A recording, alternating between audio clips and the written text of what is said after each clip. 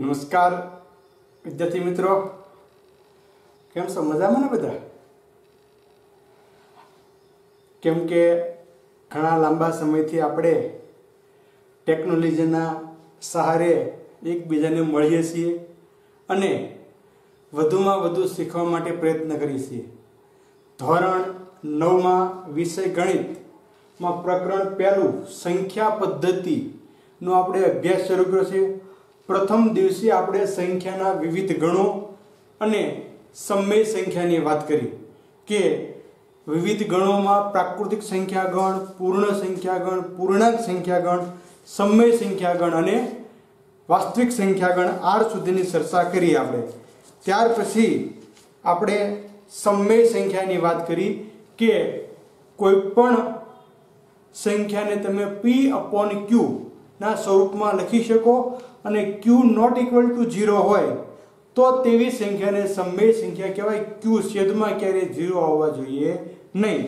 ત્યાર પછી આપણે સમય સંખ્યા મેળવી અને સમય સંખ્યાનું દશાંશમાં નિરૂપણ કર્યું।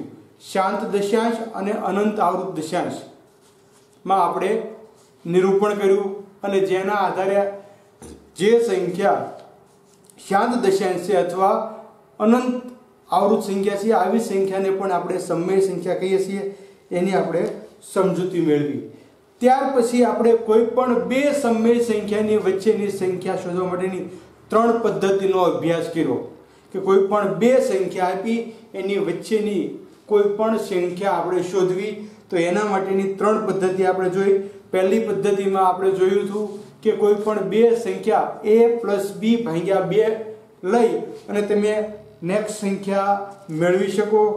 त्यार पछी आपणे बीजी बाबत एमां जोई के कोईपण संख्या आपणे आपेली छे एवी संख्याने आपणे समान समय संख्या अथवा समान अवयव मेळवવાનો અને એની વચ્ચેની કોઈપણ તમે ત્રણ સંખ્યા જે છે એ લઈ શકો છો। અને जो दशांश अपूर्णांक होय तो दशांश पॉइंटनी वच्चेनी कोईपण संख्या तमे लई शको छो। आ रीते आपणे वच्चेनी समय संख्या मेळवता शीख्या। त्यार पछी आपणे असमय संख्यानी जोई शुरुआत करी के कोईपण संख्याने तमे P/Q स्वरूपमां न लखी शको। आवी संख्याने असमय संख्या कहेवाय छे, जेने दशांशनी भाषामां अनंत अनावृत संख्या तरीके ओळखवामां आवे छे। આવી સંખ્યાનો આપણે વિકાસ થતો જોયો કે ભાઈ -2 ની પણ √2 આ સમય સંખ્યા છે। પાયથાગોરસના અનુયાયી સાબિત કર્યું। ઈસવીસન 425 માં સાયરીન ના નિવાસી થી ઓર્ડરસન છે અન્ય સંખ્યાઓ છે એ આપણને બતાવી। ઈસવીસન 1700 માં લેમ્બર અને લિજેન્ડરે પાઈ એક અસમય સંખ્યા છે એની બાબત आपने स्पष्ट करी अने एने अनुलक्षीने आपणे पॉइंट जोया। आजे चौथा लेक्चर में आपणे वर्गमूल कुंतलनी रचना शीखवानी छे। तो सौ प्रथम जोईए वर्गमूल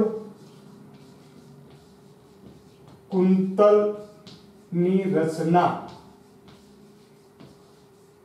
जो अहींया आपणे कोईपण संख्याने संख्या रेखा पर बतावी हो तो सरलताथी बतावी शकीए छीए, पण वर्गमूळने तमे कई रीते बतावी शको आ बाबत आपणे अहींया जोवानी छे के कोईपण संख्यानुं वर्गमूळ तमारे बतावવું હોય तो तमे कई रीते बतावी शको। एना माटे आपणे वर्गमूळ कुंतलनो अभ्यास करवो पड़शे अने एनी रचना शीखवी अने समजवी पड़शे। तो शरूआतमां सौथी प्रथम वर्गमूळनी संख्या छे √2 बराबर। तो वर्गमूल कुंतल में आपणे शुं करवानुं छे? तो वर्गमूल कुंतल में आपणे एक प्रथम केंद्र बिंदु लई लेवानुं छे। तो प्रथम अहींया आपणे केंद्र बिंदु मेळववा माटे प्रयत्न करीए। तो अहींया केंद्र बिंदु लीधुं छे मैं O बराबर। केंद्र बिंदु मेळव्युं छे O। सौ प्रथम मारे O थी शरू करी अने बीजू बिंदु आगळनुं मेळववानुं रहेशे। तो प्रथम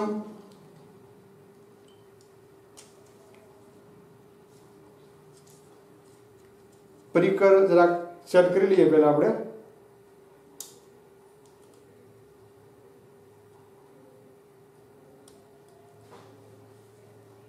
તો પ્રથમ મારે ઓ બિંદુથી શરૂ કરી એક એકમ લેવાનું. જો હું અહીંયા થોડુંક અંતર વધારે લઈશું જેથી કરી તમને આ આકૃતિ બોર્ડ ઉપર દેખાઈ શકે. ઓ બિંદુ પસંદ કર્યા પછી હું એક એકમ અહીંયા લઉં છું એટલે તમને ખ્યાલ છે કે એક એકમ આપણે લેવાનું માપ. આ એક એકમ અને ત્યાં બિંદુ P1 પસંદ કર્યું મેં.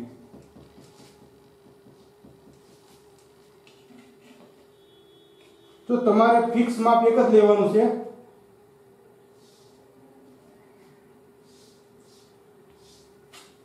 અહીંયા સુધીમાં એક માપ મળ્યું. હવે ત્યાર પછી ઊભું પણ મારે એક માપ લેવાનું છે P થી, અથવા અહીંયા કોઈ પણ બિંદુ અલગ પણ આપી શકીએ આપણે. એવા બિંદુ A મેં આપ્યું. હવે અહીંથી ફરી પાછું એક લેવાનું છે. આ જેટલું લીધું એટલું લઉં છું જો માપવામાં ખ્યાલ રહે મને. તો અહીંથી ફરી પાછું એક માપ મેં મેળવ્યું અને અહીંયા બિંદુ B આપ્યું. આનું માપ કેટલું આવશે? 1. જો આપણે વર્ગમૂળ કુંતલની રચના જોઈએ છીએ, વર્ગમૂળ કુંતલમાં તમે ક્રમાનુસાર વર્ગમૂળ વાળી સંખ્યા મેળવી શકશો.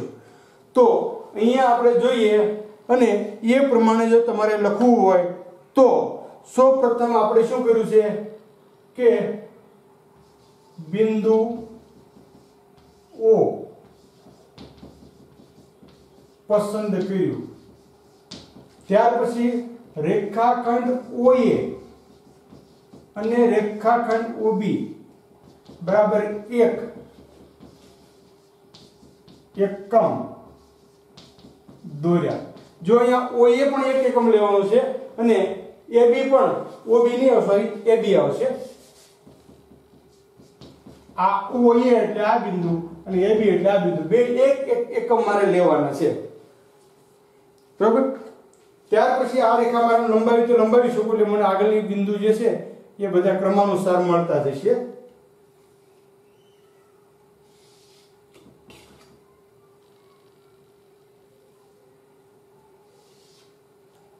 જો મારે આમ આપવા હોય તો અહીંયા બે બિંદુ આવશે અને અહીંયા ત્રણ બિંદુઓ છે લીધા એ પ્રમાણે. તો હવે મારે પ્રથમ વર્ગમૂળ 2 ની રચના કરવાની છે. તો હું અહીંયા લખી શકું પાયથાગોરસના પ્રમેય પ્રમાણે કે OA વર્ગ વત્તા AB વર્ગ બરાબર OB વર્ગ. આનું માપ મને મળશે.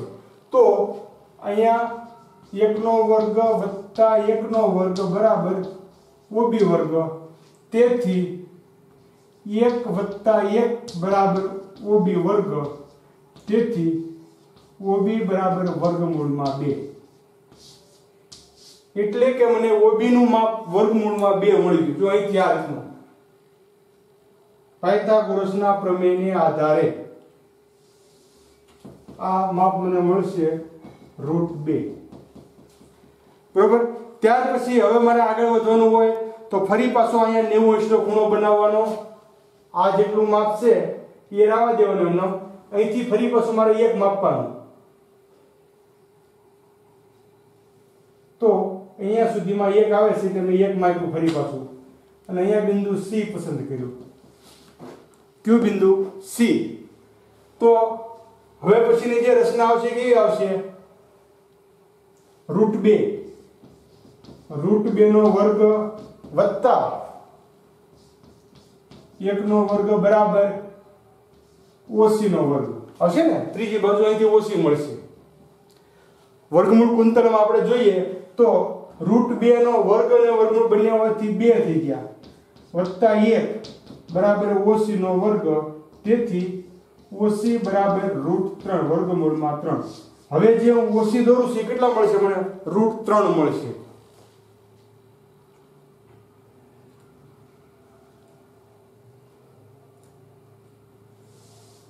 આ OC નું માપ મળ્યું મને √3. ત્યાર પછી ફરી પાછું મારે અહીંયા કાટખૂણો લેવાનો 1 સેમીના માપનો 1 એકમ. તો મેં આ 1 એકમના માપનો કાટખૂણો પાછો લીધો અહીંયા. આ બધાય કાટખૂણા. તો હવે ફરી પાછું આગળ વધું તો કઈ રીતનું માપ પડશે? જો OC અને OD, આ OC અને CD બે લેવાના ફરી પાછા. તો અહીંયા લખું છું હું કે OC નું માપ આવશે √3 નો વર્ગ વત્તા 1 નો વર્ગ. આ તો એક જ છે, બરાબર OD નો વર્ગ. 3 નો વર્ગ વર્ગમૂળથી મૂળ કિંમત 3 વત્તા 1 બરાબર OD નો વર્ગ. તેથી OD બરાબર વર્ગમૂળમાં 4 અને OD બરાબર કેટલા આવશે? 2. આ મને OD નું માપ 2 મળ્યું. જો આ રીતે અહીંયા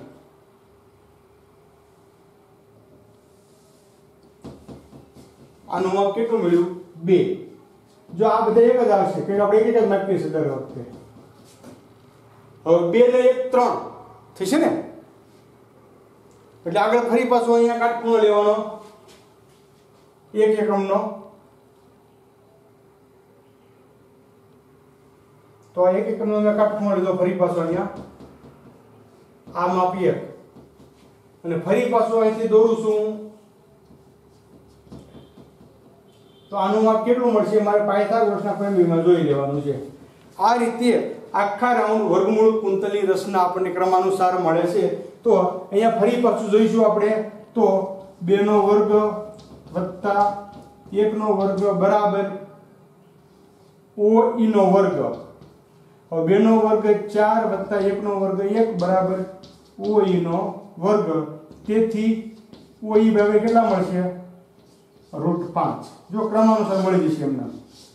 √2 √3 આ √4 ગણો કે 2 ગણો અને √5 એટલે આનું માપ √5 મળશે. હવે મારે જ્યારે આ વસ્તુ વર્ગમૂળ કુંતલને સંખ્યા રેખા ઉપર દર્શાવવાનું થાય તો આનું જે માપ છે એ લઈ અને મારે ક્રમાનુસાર બતાવવાનું રહે.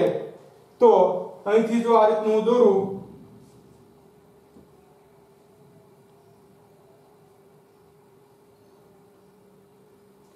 જો દરેક જગ્યાએ આપણે જોઈશું તો એના માપની ત્રિજ્યા લઈ અને મારે દોરતા મને જે તે વર્ગમૂળ કુંતલમાં એનું માપ મળશે.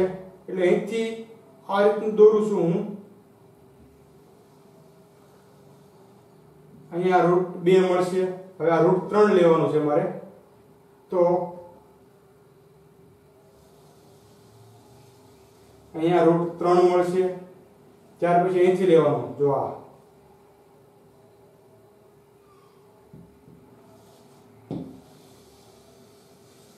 આ 2 મળે ને ફીટ. જો 2 ત્યાર પછી અહીંથી લો તો √5 મળશે.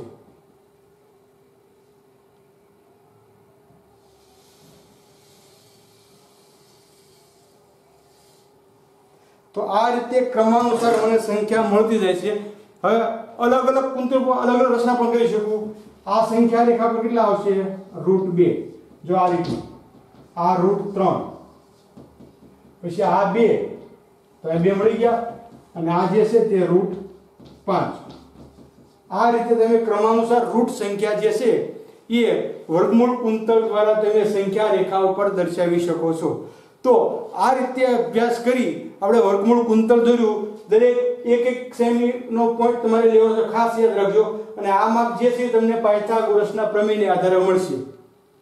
એટલે પરિકરની રચના દ્વારા તમે યોગ્ય પ્રમાણે વર્ગમૂળ કુંતલ બનાવી શકો છો. હવે આપણે કોઈ પણ સંખ્યાનું નિરૂપણ કરવાનું કે તો સંખ્યા કઈ રીતે બતાવી છે કે વર્ગમૂળની એ બે દાખલા આપણે જોઈએ કે વર્ગમૂળ મારે કઈ રીતે બતાવવાનું રહેશે.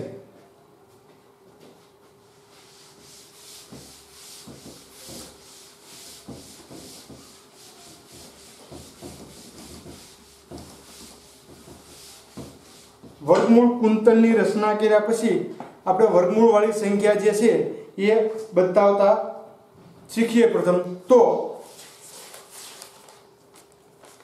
પહેલા મારે પ્રથમ દાખલો છે √2 નું સંખ્યા રેખા પર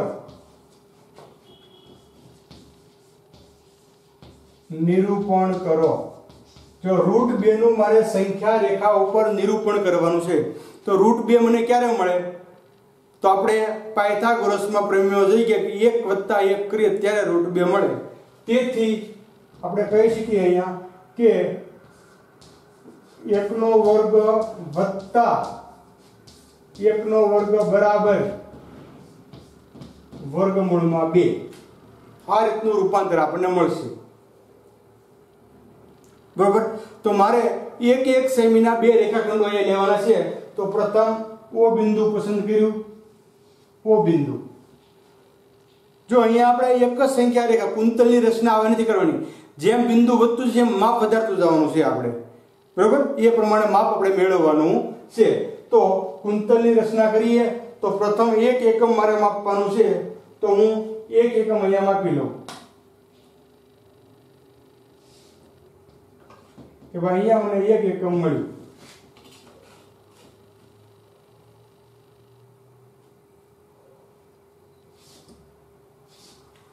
અહીંયા 1 એકમ મળ્યું। હવે ઊભું ફરી પાછું મારે 1 એકમ માપવાનું, કેમ 1 એકમ બે બાજુ લીધા છે આપણે, એટલે ફરી પાછું ઊભું મેં 1 એકમ માપી લીધું। અહીંયા બિંદુ P1, અહીંયા બિંદુ P2, એટલે આપણે લખવામાં સરળતા પડે, બરાબર। તો પ્રથમ આપણે પાયથાગોરસના પ્રમેયના આધારે જોઈ લીધું, તો એ પ્રમાણે અહીંયા લખીશું કે બિંદુ O મેળવ્યું, ત્યાર પછી OP1 બરાબર 1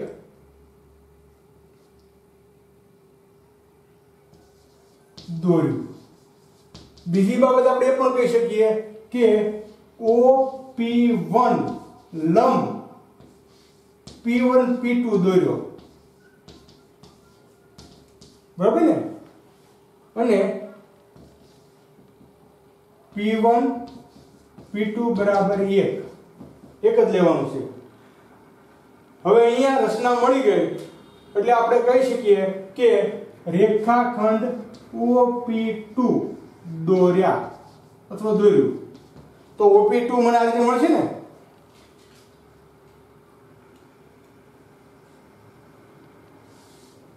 અને આનું માપ 1, આનું માપ 1, એટલે આ √2 મળી ગયું। હવે મારે માત્ર ને માત્ર પરિકરથી બિંદુ બતાવી દેવાનું છે, અને જે બિંદુ મળશે આ મને √2 નું બિંદુ મળશે। આ રીતે અહીંથી આ અંતર માપવાનું જેટલું થાય એટલું દોરવાનું છે।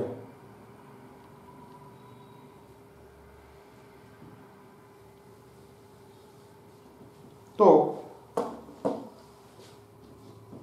અહીંયા બિંદુ R બતાવીએ છીએ આપણે √2, બરાબર। એટલે કહી શકીએ આપણે કે બિંદુ R બરાબર √2 મળે। કીધું કે √2 નું સંખ્યા રેખા પર નિરૂપણ કરો, તો √2 આપણે સંખ્યા રેખા પર બતાવી દીધું। નેક્સ્ટ આપણે આગળ વધીએ છીએ। તો જો તમારે 5 નું નિરૂપણ કરવાનું હોય તો શું આવશે? 2 2 4 + 1 5। આ રીતે આપણે યાદ રાખવાનું છે હંમેશા। 2 2 4 + 1 એટલે 5। 7 નું નિરૂપણ કરવાનું તો 7 ને 4, 4 નો વર્ગ + 3 નો વર્ગ એટલે 7 આપણને મળી શકે। આ રીતે આપણે 5 નું નિરૂપણ માટે મેળવી શકીએ। હજી આપણે એક પોઈન્ટ જોઈ લઈએ કે સંખ્યા રેખા પર, બીજો દાખલો, સંખ્યા રેખા પર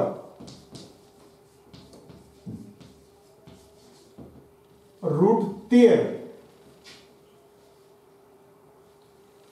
નું નિરૂપણ કરો। તો √13 મને ક્યારે મળે? કોનો વર્ગમૂળ લઉં તો આપણે જોવાનું છે √13 કરતા નાની કોઈ પણ સંખ્યા આવે તો 1 નું વર્ગમૂળ 1, 2 નું √2, 3 નું વર્ગમૂળ 9, સોરી 9 નું વર્ગમૂળ 3 અને 4 નું વર્ગમૂળ 2, એટલે 9 અને 4 13 થયા. તો આ રીતે આપણે કરી શકીએ કે 9 + 4 = 13. એટલે 9 એટલે તો 3 નો વર્ગ વત્તા 2 નો વર્ગ બરાબર 13.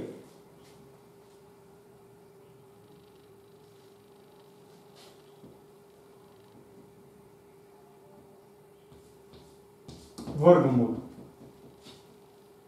બરાબર, બંને બાજુ આપણે રૂપાંતર લઈએ તો આ રીતનો પદ આપણને મળશે. અથવા તમે અહીંયા પણ આનો વર્ગ લઈ લો એમ લાગે તો કે 13 નો વર્ગ. ત્યાર પછી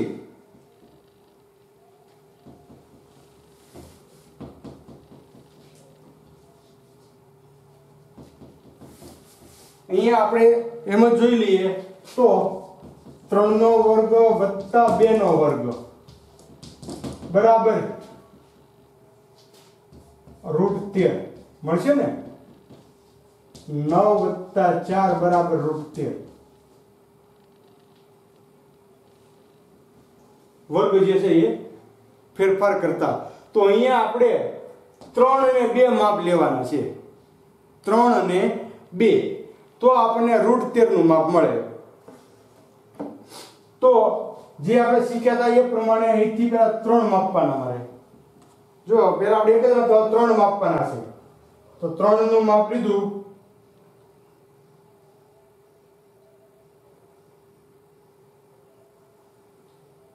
એટલે અહીંયા મળ્યું 3 માપ લીધા. ત્યાર પછી આ હું જોડી દઉં. જો આ 3 અહીંયા આવશે.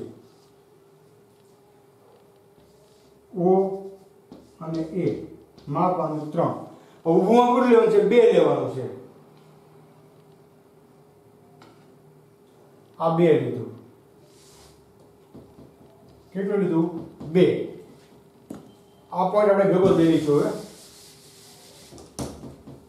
B. તો અહીં આપણે શું કરીશું કે સૌપ્રથમ બિંદુ O મેળવીશું. બરોબર ને?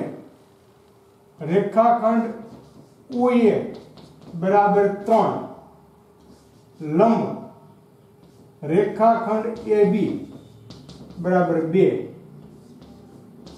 લેતા. બરોબર? તો અહીંયા આપણે કહી શકીશું કે OA વર્ગ વત્તા AB વર્ગ બરાબર OB વર્ગ. જો એનું માપ પણ અહીંયા મળશે જે છે તે. અને એ મારે નિરૂપણ કરવાથી બિંદુ હોવું જોઈએ તો જવાબ મળે મને. બરોબર? તો હવે OA એટલે 3 નો વર્ગ વત્તા AB એટલે 2 નો વર્ગ બરાબર OB નો વર્ગ. તો 3 નો વર્ગ 9 વત્તા 4 બરાબર OB નો વર્ગ. તેથી મારે OB નું માપ લેવું હોય તો આ બાજુ વર્ગમૂળ થતા વર્ગમૂળમાં 9 ને 4 13. આ મને માગ્યા મુજબનું માપ મળી ગયું. હવે મારે 13 વાળું બિંદુ જે મળે છે એને આલેખ ઉપર બતાવવાનું છે. અહીંથી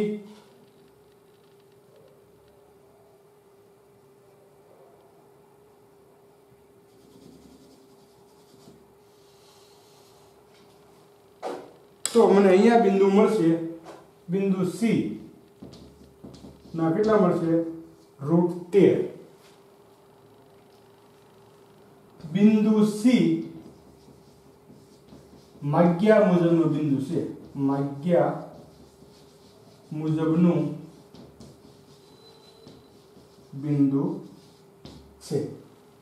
બરાબર? હવે અહીંયા સુધીની બાબત જોઈ. હવે તમને હું 2 દાખલા બીજા આ પ્રમાણે લેશનમાં આપું છું તો એ આપણે સાથે સાથે નોંધી લઈએ. આમાં તમારે ખાસ કઈ રીતે આપણે રૂટ 13 મળ્યા આ જોવાનું છે કે રૂટ 13 મને ક્યારે મળે, અને એ બિંદુ મારે એ પ્રમાણે બતાવવાનું રહેશે.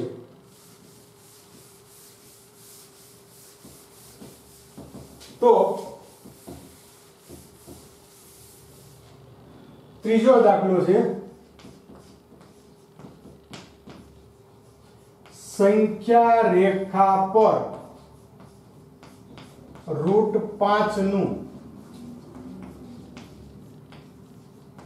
નિરૂપણ કરો. જો 5 તમને ક્યારે મળે અહીંયા લખી આપું છું હું કે 2 નો વર્ગ વત્તા 1 નો વર્ગ, 2 નો વર્ગ 4 વત્તા 1 નો વર્ગ 5. બરોબર, આ રીતે તમને રૂટ 5 મળશે. ત્યાર પછી આગળ વધવું હોય તો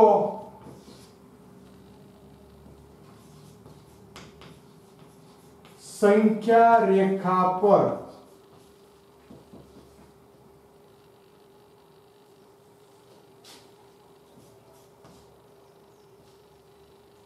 રૂટ 18 નું નિરૂપણ કરો. તો રૂટ 18 મને કઈ રીતે મળશે? તો 4 નો વર્ગ 16 અને 2 નો વર્ગ નહીં મળે એટલે 18 નું નિરૂપણ ન થઈ શકે, અથવા એના મારે ભાગ પાડવો પડે.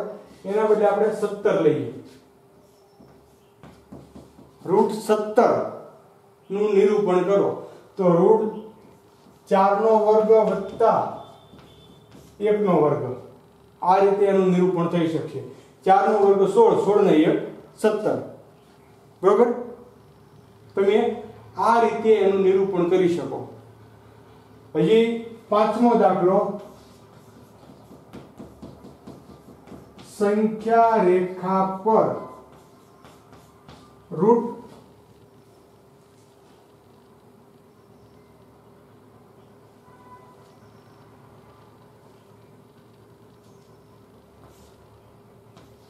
4 નો વર્ગ 16 અને 2 નો વર્ગ 4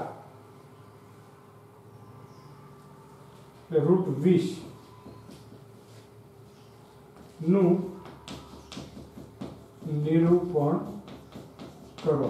આ ત્રણ દાખલા તમારે જો એમ આપ્યું છે, એક ભાગ 4 લેવાનો અને એક 2 લેવાનો એટલે રૂટ 20 થઈ ગયા. 4 અને 1 લો એટલે 17 થઈ ગયા, અને 2 અને 1 લો એટલે 5 થઈ ગયા. અહીંયા તમારે જો 10 લેવો હોય તો 10 પણ તમે લઈ શકો છો. 10 આપી દો 20 કરતા, તો 10 માં પાછું ફરી જશે 3 નો વર્ગ વત્તા 1 નો વર્ગ, 3 નો વર્ગ 9 અને 1 નો વર્ગ 1, 9 ને 1 10. તો અત્યાર સુધીમાં આપણે બે દાખલા મેં તમને ગણાવ્યા. રૂટ 2 નું નિરૂપણ કર્યું, આપણે રૂટ 13 નું નિરૂપણ કર્યું, અને રૂટ 5, રૂટ 17 અને રૂટ 10 નું નિરૂપણ તમારે સંખ્યા રેખા ઉપર કરવાનું છે. આ સાથે મેં તમને વર્ગમૂળ કુંતલની રચના સમજાવી કે વર્ગમૂળ કુંતલ એક એક એકમ પ્રમાણે મળતું જાય છે. સૌપ્રથમ રૂટ 2 મળશે, ત્યાર પછી રૂટ 3 મળે, ત્યાર પછી 2 પૂરા મળે, ત્યાર પછી રૂટ 5 મળે, ત્યાર પછી રૂટ 6 મળે, રૂટ 7 મળે, રૂટ 8 મળે, પછી 9 પૂરા મળે, ત્યાર પછી રૂટ 10 મળે. આ રીતે ક્રમાનુસાર આખું કુંતલ જે છે એ પૂરું થાય છે. પણ આપણે આખા કુંતલમાં નથી શીખતા, પણ આપણને રૂટ 5 સુધીનું કુંતલ આવડતું હોવું જોઈએ, એ ખૂબ મહત્વનું છે. એટલે 5 સુધીનું કુંતલ જોયું, અને ત્યાર પછી આપણે કોઈ પણ અસમય સંખ્યાને સંખ્યા રેખા ઉપર નિરૂપણ કરતાની બાબત જોઈ કે કોઈ પણ સંખ્યાને તમે કઈ રીતે બતાવી શકો, એ બાબતનો આપણે અભ્યાસ કર્યો છે. વિદ્યાર્થી મિત્રો, થોડો કઠિન પોઈન્ટ છે પણ ખૂબ મહત્વનો છે, શીખવા માટે પ્રયત્ન કરજો. 100% આવડી જશે. જો માપ લેવામાં ખાસ માપપટ્ટી ઉપર તમારે એક એકમ માપવાનું છે, એ ભૂલાય નહીં, એની ખાસ કાળજી રાખજો. અને જો એક એકમમાં આકૃતિ નાની બને તો એક કોઈને 2 લેવા, તો 2 હોય તો કેટલા લેવા પડે? 4 લેવા પડે. 4 હોય તો કેટલા લેવા પડે? 8 લેવા પડે. એ પ્રમાણે તમારે ગણતરી કરી અને લઈ શકો છો. મેં અહીંયા જે આકૃતિ દોરી હતી એમાં હું વધુ જ માપ લેતો, જેથી કરીને તમને આકૃતિ સ્પષ્ટ રીતે દેખાઈ શકે. તો અત્યાર સુધીની બાબતમાં આપણે વર્ગમૂળ કુંતલ અને રચનાની બાબત શીખ્યા છીએ. એ સમજવા માટે પ્રયત્ન કરો એવી અભિલાષા સાથે ખૂબ ખૂબ ધન્યવાદ.